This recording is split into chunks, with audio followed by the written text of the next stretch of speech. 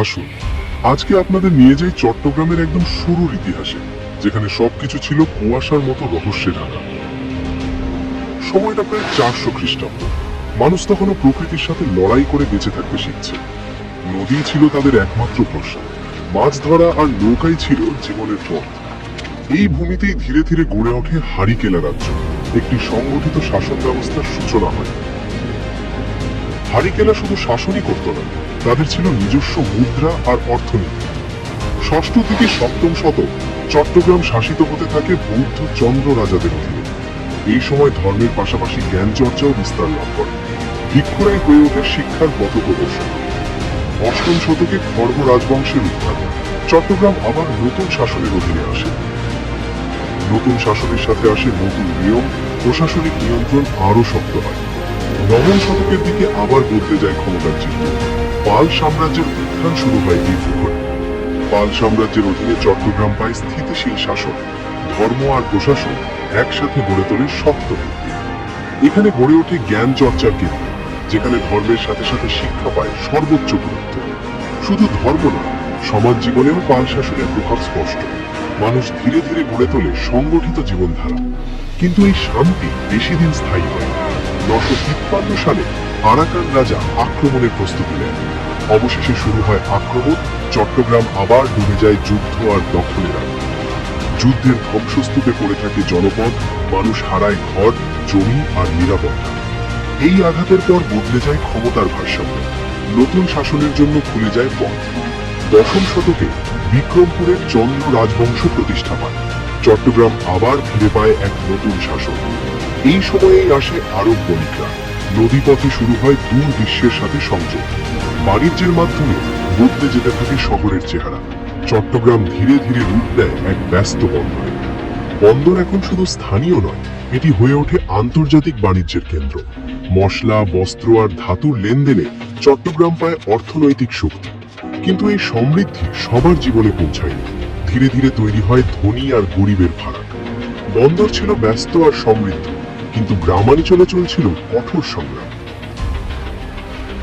দ্বাদশ শতকে শুরু হয় সেন শাসনের প্রভাব, যা বদলে দেয় সমাজের কাঠামো। সেন শাসনের সাথে আসে কঠোর নিয়ম, সমাজ ভাগ হয়ে পড়ে নির্দিষ্ট শ্রেণীতে। বর্ণ ব্যবস্থা হয়ে ওঠে কঠোর বাস্তবতা। মানুষের জীবন নির্ধারিত হয় জন্মের ভিত্তিতে। উচ্চবিত্তদের জন্য ছিল সুযোগ আর ক্ষমতা, নিম্নবিত্তদের জন্য শুধু পরিশ্রম আর বঞ্চনা। সমাজ থেমেছিল এক কঠোর কাঠামো, কিন্তু ভেতরে ভেতরে জমে উঠছিল পরিবর্তনের স্রোত। এই অস্থির সমাজ আর পরিবর্তনের ইঙ্গিত নিয়ে আসবে এক নতুন শক্তিকে, মুসলিম শাসন। এবার আসুন শুরু করি 1200 থেকে 1500 সালের চট্টগ্রামের যাত্রা। এক নতুন শক্তি, নতুন শাসন আর নতুন বন্দর যুগের গল্প। 1231 সালে দামোদর দেবের শাসন শুরু হয়। চট্টগ্রাম তখনও ছিল হিন্দু রাজ্যের অধীনে। কিন্তু এই শাসন দীর্ঘস্থায়ী হয়নি। দিগন্তে তখনই ভেসে উঠছিল নতুন শক্তির ছায়া।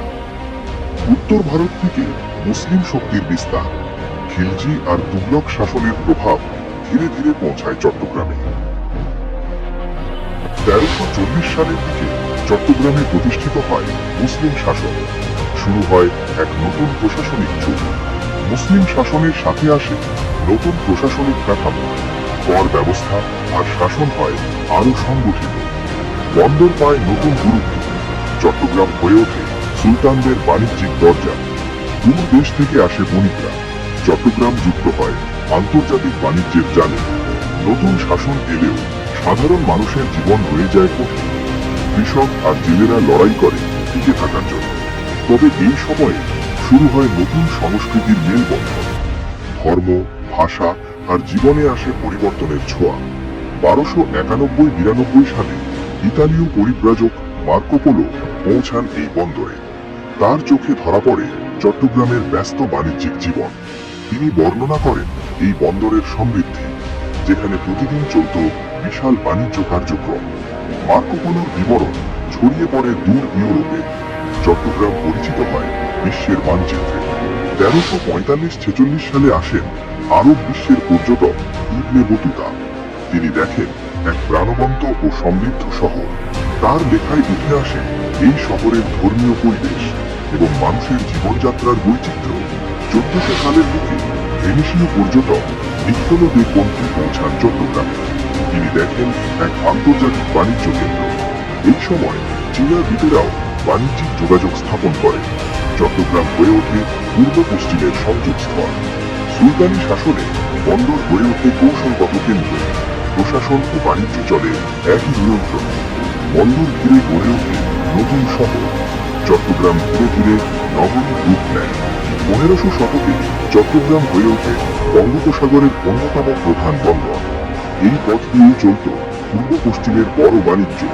চট্টগ্রাম যুক্ত হয়ে যায় বিশাল বাণিজ্য নেটওয়ার্কে। মধ্যপ্রাচ্য, ভারত আর পূর্ব এশিয়ার সাথে গড়ে ওঠে সংযোগ। বাণিজ্যের সাথে সাথে উঠে আসে এক নতুন শ্রেণী, বণিক সম্প্রদায়, যারা হয়ে ওঠে অর্থনীতির চালিকা শক্তি। কিন্তু সাধারণ মানুষের জীবন খুব একটা বদলায়নি। কৃষক আর শ্রমিকদের সংগ্রাম চলতেই থাকে। এই সমৃদ্ধ বন্দর নজরে আসে ইউরোপীয় শক্তি। দূর সমুদ্র পাড়ি দিয়ে এগিয়ে আসছে নতুন এক জাতি, পর্তুগিজরা। 1500 শতকের শেষ ভাগ, অবশেষে দিগন্তে দেখা যায় পর্তুগিজ জাহাজ।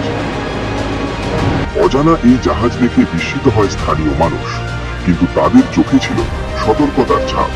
পর্তুগিজরা ধীরে ধীরে প্রবেশ করে এই বাণিজ্য অঞ্চলে। তাদের লক্ষ্য এই সমৃদ্ধ বন্দরের নিয়ন্ত্রণ। পুরনো বণিকদের মাঝে শুরু হয় অস্থিরতা, কারণ নতুন এই শক্তি বদলে দিতে পারে পুরো বাণিজ্য। চট্টগ্রাম এখন দাঁড়িয়ে এক বড় পরিবর্তনের দ্বার প্রান্তে, যেখানে শুরু হবে নতুন শক্তির সংঘর্ষ, মোগল আর পর্তুগিজদের যুগ। এবার আসুন শুরু করি 1500 থেকে 1700 সালের চট্টগ্রামের নতুন অধ্যায়, যেখানে বন্দর দখল নিয়ে শুরু হয় পর্তুগিজ আর মুঘল শক্তির সংঘর্ষ। 1517 সালে পর্তুগিজ ক্যাপ্টেন জোয়া দা সিলভেইরা প্রবেশ করে চট্টগ্রাম। এটাই ছিল ইউরোপীয় শক্তির সরাসরি আগমন। শুরুতে তারা আসে বণিক হিসেবে, কিন্তু ধীরে ধীরে বাড়াতে থাকে তাদের প্রভাব। বাণিজ্যের আড়ালে তারা গড়ে তোলে নিজেদের শক্তি। সমুদ্র পথে শুরু হয় তাদের আধিপত্য। এই নতুন শক্তির প্রভাবে বদলে যেতে থাকে বন্দর। স্থানীয়দের মধ্যে শুরু হয় অস্থিরতা। 1500 শতকের শেষ থেকে 1600 শতকের শুরু, পর্তুগিজরা বাণিজ্যের সাথে সাথে সামরিক শক্তিও বাড়াতে থাকে। 1537 থেকে 1545 শেরশাহ সূরির অধীনে আসে এই রাজ্য। উত্তর ভারতের শাসন এসে ছুঁয়ে যায় চট্টগ্রাম। একদিকে শেরশাহের প্রশাসন, অন্যদিকে পর্তুগিজদের সমুদ্র শক্তি। শুরু হয় নিয়ন্ত্রণের দ্বন্দ্ব। সমুদ্র উপকূলে নিজেদের শক্ত অবস্থান তৈরি করে পর্তুগিজরা। বন্দর নিয়ন্ত্রণে তাদের প্রভাব বাড়তেই থাকে। স্থানীয় বণিকদের উপর বাড়তে থাকে চাপ, কারণ নতুন এই শক্তি বদলে দিচ্ছিল বাণিজ্যের নিয়ম। 16 শতকের মাঝামাঝি পর্তুগিজরা উপকূলে শক্ত আধিপত্য গড়ে তোলে। সমুদ্র পথে চলা বাণিজ্য তাদের নিয়ন্ত্রণে চলে যায়। প্রতিটি জাহাজকেই মানতে হতো তাদের নিয়ম।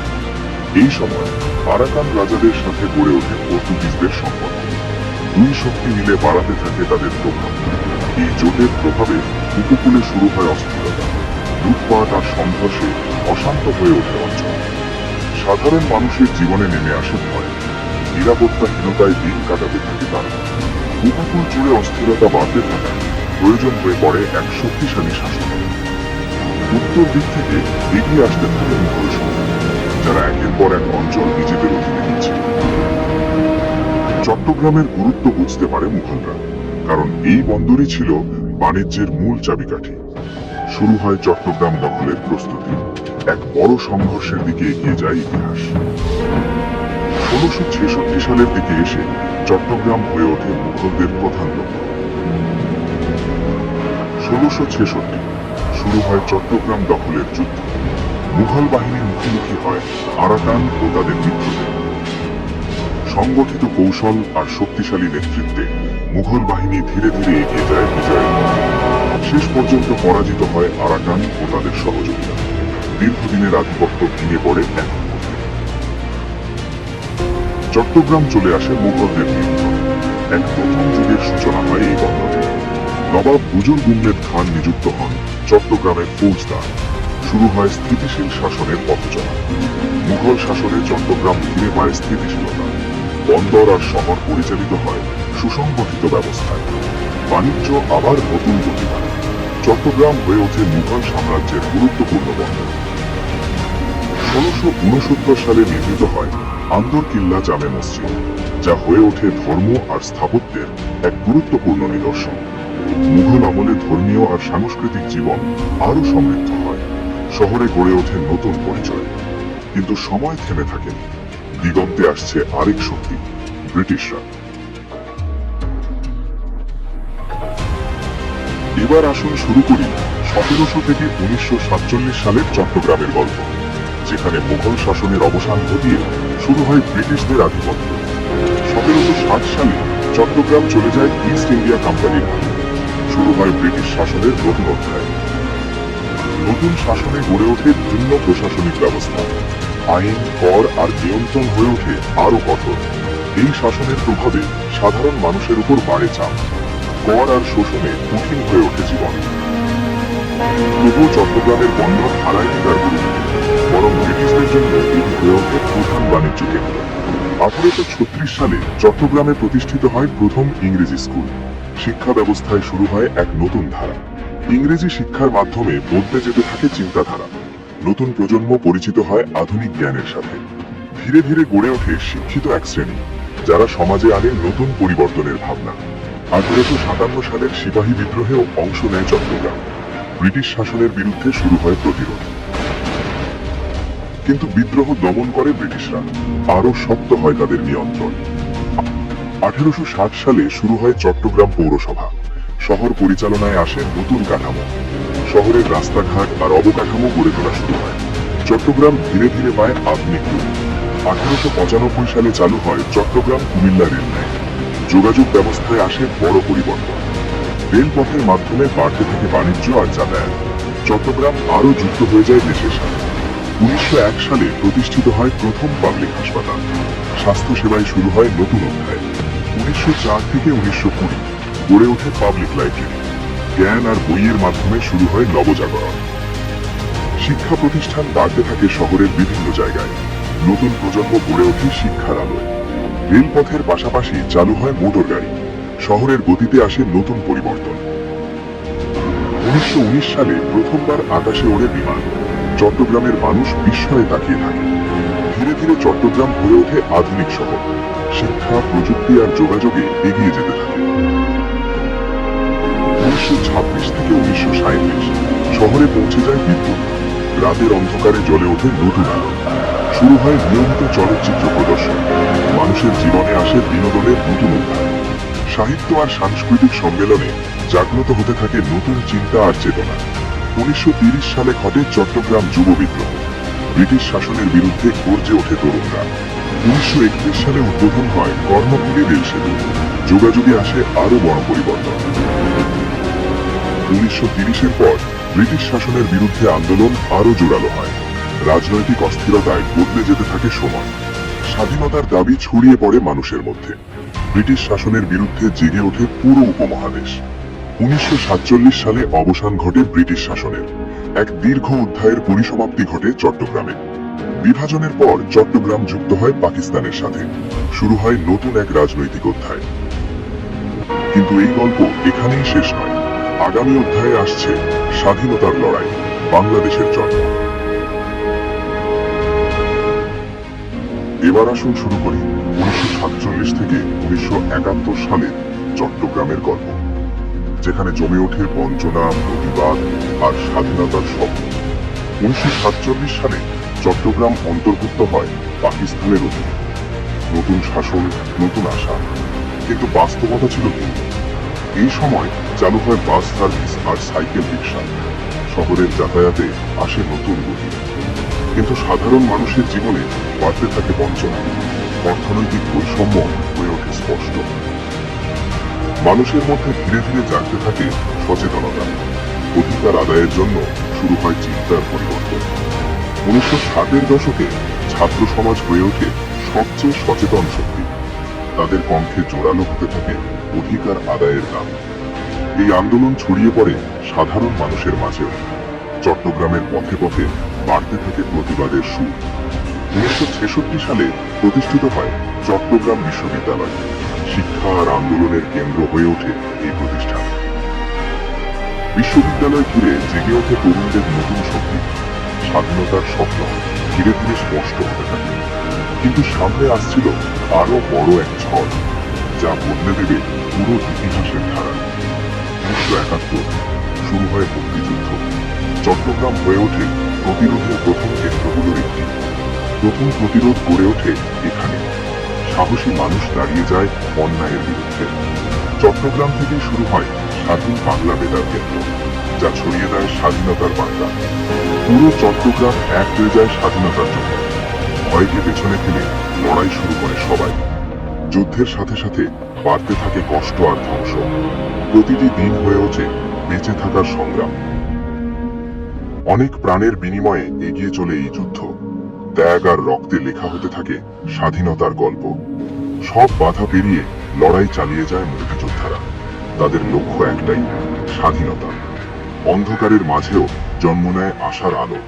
মানুষ বিশ্বাস করতে শুরু করে বিজয়ের। যুদ্ধের শেষ প্রান্তে পৌঁছে যায় সময়। বিজয় তখন আর খুব দূরে নয়। শেষ লড়াইয়ে এগিয়ে আসে মুক্তিবাহিনী। শত্রুর প্রতিরোধ ভেঙে পড়ে ধীরে ধীরে। পরাজয়ের মুখে পড়ে শত্রুপক্ষ। একটি যুগের অবসান ঘনিয়ে আসে। 1971 সালের ডিসেম্বর অবশেষে আসে সেই কাঙ্ক্ষিত বিজয়। জন্ম নেয় একটি নতুন দেশ, বাংলাদেশ। চট্টগ্রাম হয়ে ওঠে সেই ইতিহাসের গর্বিত সাক্ষী। ধ্বংসস্তূপের মাঝেও শুরু হয় নতুন পথ চলা। স্বাধীনতার স্বপ্ন নিয়ে এগিয়ে যায় মানুষ। স্বাধীনতার পর শুরু হয় পুনর্গঠনের যাত্রা। ধ্বংসস্তূপ থেকে উঠে দাঁড়াতে শুরু করে চট্টগ্রাম। ধীরে ধীরে চালু হয় বন্দর আর শিল্প কারখানা। অর্থনীতি ফিরে পেতে শুরু করে তার গতি। শিক্ষা আর স্বাস্থ্য খাতে আসে নতুন উন্নয়ন। নতুন প্রজন্ম গড়ে ওঠে স্বপ্ন নিয়ে। 1970-এর শেষ দিকে চট্টগ্রাম হয়ে ওঠে এক নতুন শহর। শিল্প, বন্দর আর মানুষের পরিশ্রমে এগিয়ে যায় ভবিষ্যতের পথে। শত বছরের ইতিহাস, সংগ্রাম আর পরিবর্তনের গল্প। আজকের চট্টগ্রাম সেই ইতিহাসের জীবন্ত প্রতিচ্ছবি। এবার আসুন শুরু করি স্বাধীনতার পরের চট্টগ্রামের গল্প। 1971 থেকে 2000, পুনর্গঠন, রাজনীতি আর উন্নয়নের নতুন অধ্যায়। 1972 সালে বঙ্গবন্ধু শেখ মুজিবুর রহমানের নেতৃত্বে শুরু হয় নতুন রাষ্ট্রের যাত্রা। চট্টগ্রামেও শুরু হয় পুনর্গঠন আর প্রশাসনিক পুনর্বিকাশ। যুদ্ধবিধ্বস্ত বন্দর আর শহর পুনর্গঠন করা হয় ধীরে ধীরে। চট্টগ্রাম আবার ফিরে পায় তার প্রাণ। কিন্তু স্বাধীনতার পরেও থেমে থাকেনি অস্থিরতা। রাজনৈতিক পরিবর্তন আর সংকটে কেঁপে ওঠে দেশ। পরবর্তীতে ক্ষমতায় আসেন জিয়াউর রহমান। তার শাসনে শুরু হয় অর্থনীতি ও প্রশাসনের নতুন দিক। 70-এর দশকের শেষ দিকে শিল্পায়নের পথে এগোতে থাকে চট্টগ্রাম। কারখানা আর বন্দরকে কেন্দ্র করে গড়ে ওঠে নতুন অর্থনীতি। চট্টগ্রাম বন্দর আবার হয়ে ওঠে দেশের অর্থনীতির কেন্দ্র। রপ্তানি আর আমদানিতে ফিরে আসে গতি। শহরের ভেতরেও শুরু হয় দ্রুত পরিবর্তন। নতুন রাস্তা, বাজার আর আবাসন গড়ে ওঠে। 1980-র দশকে ক্ষমতায় আসেন হোসেন মোহাম্মদ এরশাদ। তার শাসনে অবকাঠামো উন্নয়নে জোর দেওয়া হয়। সড়ক, যোগাযোগ আর শহর উন্নয়নে নেওয়া হয় বড় পদক্ষেপ। চট্টগ্রাম এগোতে থাকে আধুনিকতার দিকে। 80-র দশকে শিক্ষা খাতে আসে বড় বিস্তার। স্কুল, কলেজ আর বিশ্ববিদ্যালয়ে বাড়তে থাকে শিক্ষার্থীর সংখ্যা। শিক্ষার সাথে গড়ে ওঠে দক্ষ মানব সম্পদ, যারা দেশের অর্থনীতিতে গুরুত্বপূর্ণ ভূমিকা রাখতে শুরু করে। 1983 সালে গড়ে ওঠে চট্টগ্রাম রপ্তানি প্রক্রিয়াকরণ অঞ্চল। দেশের প্রথম ইপিজেড হয়ে এটি বদলে দেয় অর্থনীতির চিত্র। বিদেশি বিনিয়োগ আর রপ্তানিতে আসে নতুন গতি। চট্টগ্রাম হয়ে ওঠে অর্থনীতির প্রধান চালিকা শক্তি। শিল্প আর বাণিজ্যের মাধ্যমে বদলে যায় শহরের চেহারা। চট্টগ্রাম এগিয়ে যায় এক নতুন অর্থনৈতিক শক্তি হিসাবে। 80-র দশকের শেষ দিকে বাড়তে থাকে রাজনৈতিক চাপ। মানুষ দাবি তোলে গণতন্ত্র ফিরে পাওয়া। 1990 সালে এরশাদ সরকারের পতন হয়। বাংলাদেশে ফিরে আসে গণতন্ত্র। নতুন সরকার গঠনের মাধ্যমে শুরু হয় গণতান্ত্রিক যাত্রা। চট্টগ্রামও এগোতে থাকে উন্নয়নের পথে। 1991 সালে আঘাত হানে এক ভয়াবহ ঘূর্ণিঝড়। চট্টগ্রাম জুড়ে নেমে আসে ভয়াবহ ধ্বংস। এই দুর্যোগে হারিয়ে যায় অসংখ্য প্রাণ। তবুও মানুষ আবার উঠে দাঁড়ানোর চেষ্টা করে। ভয়াবহ ধ্বংসের পর আবার শুরু হয় পুনর্গঠন। মানুষ নতুন করে গড়ে তোলে তাদের জীবন। মানুষ মানুষের পাশে দাঁড়ায় এই কঠিন সময়। সহযোগিতা আর মানবতায় তৈরি হয় নতুন শক্তি।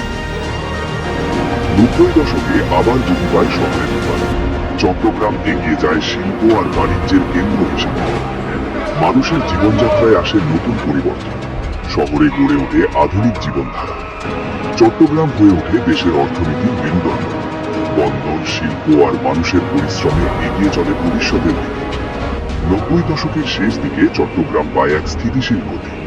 উন্নয়ন আর পরিশ্রমে গড়ে ওঠে এক শক্ত ভিত্তি।